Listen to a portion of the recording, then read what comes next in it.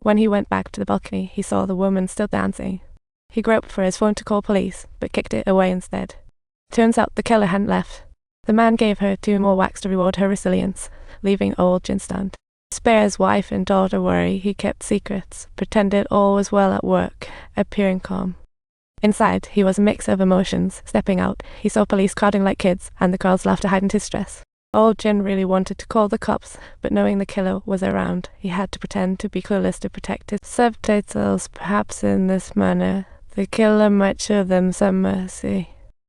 Meanwhile, after gathering evidence at the scene, the police promptly launched an investigation, making the situation resemble an educational setting for a while.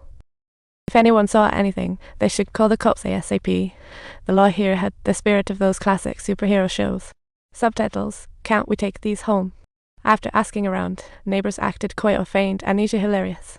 They all clearly heard the cries for help, but chose to look the other way like their lives depended on its silent treatment. When old Jin returned home, he got a confidentiality agreement from property, barring anyone from aiding the police. Otherwise, if the murder leaked, house prices would surely fall. After all, many struggle hard to afford homes. Furious, old Jin nearly tore the agreement up. He refused to sign, although he was technically the fattening the pig in this saga. Despite his wife's urging, he stuck to his plan and secretly used his computer at midnight to send an anonymous police report. Thinking of his happy family, he closed the laptop with determination. Meanwhile, this incident was already ruining old Jin's life. He lived in fear daily, silent to shield his family, yet his conscience gnawed like a knife. It was as if the days weighed a lifetime. Tonight, while the couple watched the news, the lead story was about that murder, with the cops going all out to catch his wife was on edge, which only made old Jin more restless. Then the phone rang, interrupting their cozy moment, and she rushed to answer, but there was nothing but silence on the other end. Talk about dull. Soon enough, the same number called. The Times Earl once connected, still no sound.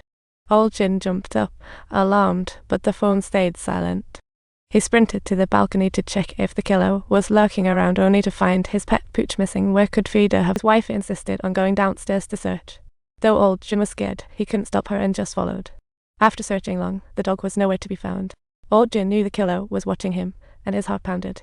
Just then, the police knocked on the door, but since old Jin was at work, his wife had to play hostess. Police checked all the surveillance footage and saw him and that woman from upstairs at the scene around the time of the incident. His wife knew nothing. Police left quickly. As old Jin got off the bus, panic hit him. Subtitles, his eyes saw missing dog posters everywhere with address. Old Jin was terrified. If the killer saw, it'd be bad. He panicked, tore the poster, rushed home, unaware of a motorcycle tailing him. Old Jin's heart tightened, quickening his pace.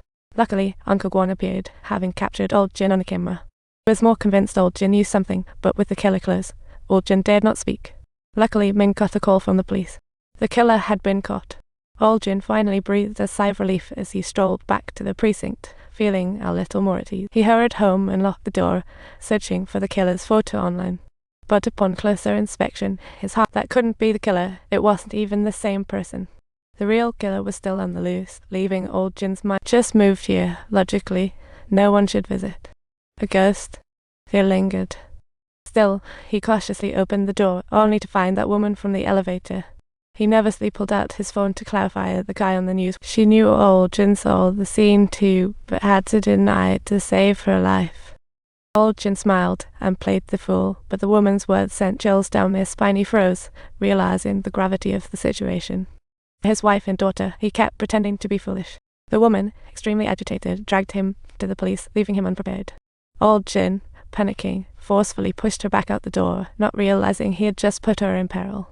As he turned to head back upstairs, the elevator that was previously closed suddenly opened, revealing a man in. The woman instantly recognized the killer from that night, held her breath in fear, and pretended nothing happened as she exited.